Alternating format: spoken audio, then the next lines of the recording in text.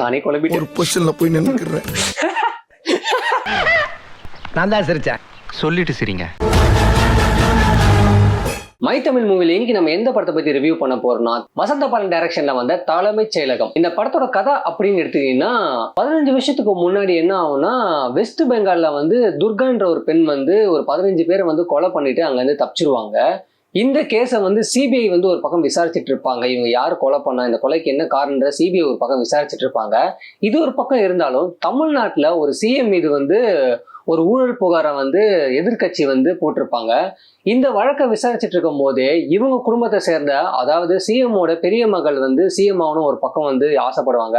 இன்னொரு பக்கம் அவரோட மருமகனும் வந்து சிஎம் ஆகிறதுக்கு ஆசைப்படுவாங்க. ஸோ இந்த இன்சிடென்ட்லாம் வந்து நடந்ததா இல்லையன்றதான் படத்துடைய மீதி கதை.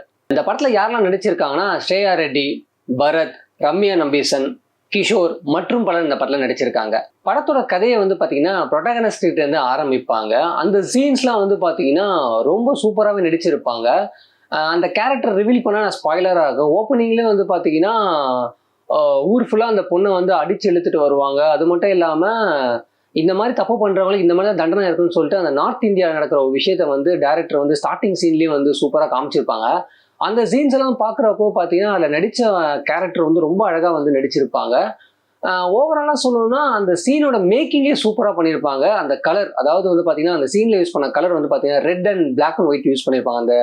அதை சுற்றி சீன்ஸ் நடக்கிற விஷயம்லாம் அந்த கலர்ஸ்லாம் பார்க்க போகிறப்போ வந்து ஸ்டைலே வந்து ரொம்ப யூனிக்காக இருந்தது. அது மட்டும் இல்லாமல் இதில் நடித்த ஸ்ரேயா ரெட்டியோட ஆக்டிங்கை பற்றி சொல்லணும்னா, எப்படி நம்மளோட விஷால் கூட நடிக்கிறப்போ அந்த கேரக்டர் வந்து எந்த அளவுக்கு வெயிட்டாக இருந்ததோ, அதை விட வந்து பார்த்தீங்கன்னா இந்த படத்தில் வந்து அவரோட கேரக்டர் வந்து ரொம்ப வெயிட்டாகவே பண்ணியிருந்தாங்க. அவங்களோட பெர்ஃபார்மன்ஸும் பார்த்தீங்கன்னா ரொம்ப அழகாகவே வந்து ஒரு பெர்ஃபார்மன்ஸ் எல்லாமே ஒரு இடத்துல பார்த்தீங்கன்னா அந்த எக்ஸ்பிரஷன்ஸாக இருக்கட்டும், டைலாக் டெலிவரி ஆகட்டும், எல்லாமே இந்த படத்தில் வந்து ரொம்ப அழகாக வந்து பண்ணியிருந்தாங்க. கிஷோரோட ஆக்டிங்கை பற்றி சொல்லணும்னா, பொலிட்டிஷியனே வந்து இந்த படத்தில் நடிச்சிருக்காரு. ஒரு பொலிட்டிஷியன் எந்த அளவுக்கு வந்து ஒரு விஷயத்துக்கு ரியாக்ட் பண்ணுவாங்க, அவரோட ஆளுமை திறன் எந்த அளவுக்கு இருக்கும், ஒரு விஷயத்தை எந்த அளவுக்கு வந்து கையாளுவாங்க, இந்த மாதிரி விஷயத்தெல்லாம் வந்து கிஷோரோட ஆக்டிங் வந்து இந்த படத்தில் வந்து சூப்பராகவே பண்ணியிருக்காரு. ரம்யா நம்பீசனோட ஆக்டிங்கை பற்றி சொல்லணும்னா, யூஸ்வலாக பண்ண படங்களை தாண்டி இந்த படத்தில் அவங்களுக்கு ஒரு யூனிக்கான ஒரு ஸ்டைல வந்து டைரக்டர் வந்து இந்த படத்துல வந்து ஒரு கேரக்டரா வந்து டிசைன் பண்ணியிருக்காங்க. அவங்களும் எஃபோர்ட் போட்டு இந்த கேரக்டர் நடிச்சிருக்காங்க.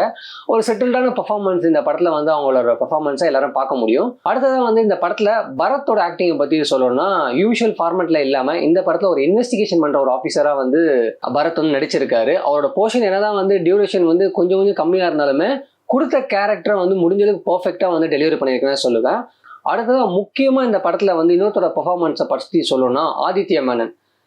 இவரோட படங்கள் நீங்க பாத்தீங்கன்னாலே ஒரு படத்துல யூனிக்கான ஒரு பெர்ஃபார்மன்ஸ் கொடுத்திருப்பாரு. இந்த படத்துல வந்து பாத்தீங்கன்னா ஒரு இன்வெஸ்டிகேஷன் பண்ற ஒரு சிபிஐ ஆஃபீஸரா வந்து இந்த படத்துல நடிச்சிருப்பாரு. ஒரு விஷயத்தையும் பாத்தீங்கன்னா சின்ன சின்ன விஷயங்களை ஒரு பெர்ஃபார்மன்ஸ் நோட் பண்ணி பாத்தீங்கன்னா அவ்வளவு யூனிக்கான ஸ்டைல டெலிவரி பண்ணிருப்பாரு. பாக்குற ஆடியன்ஸுக்கு பாத்தீங்கன்னா இவரோட பெர்ஃபார்மன்ஸுக்கு வந்து கண்டிப்பா எல்லாரும் ஃபேனாவே ஆயிடுங்க. கன்னிகூஸ் ரெட்டின்னு சொல்லிட்டு இன்னொருத்தவங்க இந்த படத்துல வந்து ஒரு முக்கியமான கேரக்டர் வந்து பிளே பண்ணிருக்காங்க. இப்ப இருக்கிற ஜென்ரேஷனோட அந்த ஐடியா எப்படி இருக்கு, அவங்க லைஃப் எப்படி வாழ்றாங்க விஷயத்தை பத்தி ஒரு சின்ன டைலாக் வந்து டிராவலிங் பண்றப்போ சொல்லுவாங்க.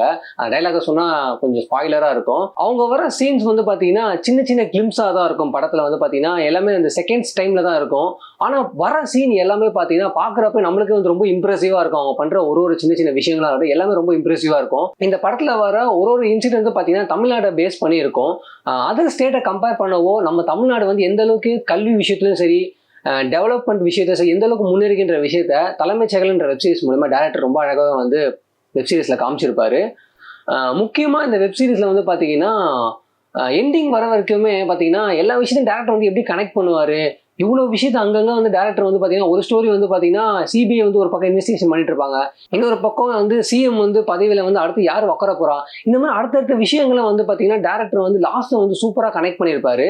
எங்க ஏதாவது ஒரு இடத்துல வந்து மிஸ் பண்ணுவாருன்னு சொல்லிட்டு நம்ம எல்லாம் வந்து வெயிட் பண்ணிட்டு இருக்கும்போது பாத்தீங்கன்னா லாஸ்ட்ல ஃபைனல்ல வந்து எல்லா விஷயத்தையும் வந்து சூப்பரா முடிச்சிருப்பாரு. அடுத்த சீசனுக்கும் வந்து பாத்தீங்கன்னா ஒரு லீடு மாதிரி இருக்கும். இந்த வெப் சீரிஸ்ல நடிச்சவங்களுக்கு வந்து முடிஞ்ச அளவுக்கு வந்து இன்னும் கூஸ் பாம்ஸ் லெவலாம் கிரியேட் பண்ணது ஜிப்ரானோட மியூசிக் தான் சொல்லுவேன். ஃபுல் எஃபோர்ட்டை போட்டு இந்த தலைமைச் செயல் என்ற வெப் சீரிஸ்ல முடிஞ்ச அளவுக்கு வந்து ஜிப்ரானோட மியூசிக் வந்து சூப்பராகவே வந்து ஸ்கோர் பண்ணியிருக்காரு. வைட் ஆங்கிள் ரவிசங்கர் தான் இந்த படத்துக்கு சினிமோட்டோகிராஃபி பண்ணியிருக்காரு. இவரோட சினிமோட்டோகிராஃபியை பத்தி சொல்லணும்னா ஓப்பனிங்லேயே அந்த ஊரோட எஸ்டாப்ளிஷ் ஷாட்டை காமிச்சு அப்படியே கேரக்டருக்கான ஷார்ட்ஸ் எல்லாம் வந்து பாத்தீங்கன்னா இவரோட சினிமோட்டோகிராஃபி லெவல் வேற லெவல்ல பண்ணியிருப்பாருன்னே சொல்லுவேன். இவருடைய சினிமோட்டோகிராஃபியை வந்து பாத்தீங்கன்னா எடிட்டர் ரவிக்குமார் இந்த படத்துக்கு வந்து எடிட்டிங் பண்ணியிருக்காரு.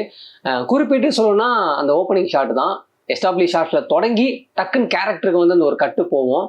அது மட்டும் இல்லாமல் அதே கட்டு வந்து பார்த்தீங்கன்னா அந்த இன்சிடென்ட்டுக்கு போவோம். அந்த இன்சிடென்ட்ல இருந்து டக்குன்னு அந்த கேரக்டர் வந்து எப்படி ரிவெஞ்ச் எடுக்குது அந்த மாதிரி விஷயங்கள்லாம் வந்து எடிட்டர் சூப்பராகவே கட் பண்ணியிருப்பாரு. இந்த வெப் சீரிஸை பற்றி சொல்லணும்னா தலைமைச் செயலகம் இந்தியாவில் நடக்கக்கூடிய ஒரு அரசியல் சம்பந்தமான விஷயங்களை ஒரு 8 எபிசோடு மூலியமா டைரக்டர் சூப்பராகவே காமிச்சிருக்காரு. நிறைய விஷயங்களை வந்து படத்தில் வந்து சூப்பராகவே வந்து எக்ஸ்பிளனேஷனும் கொடுத்துருக்காரு.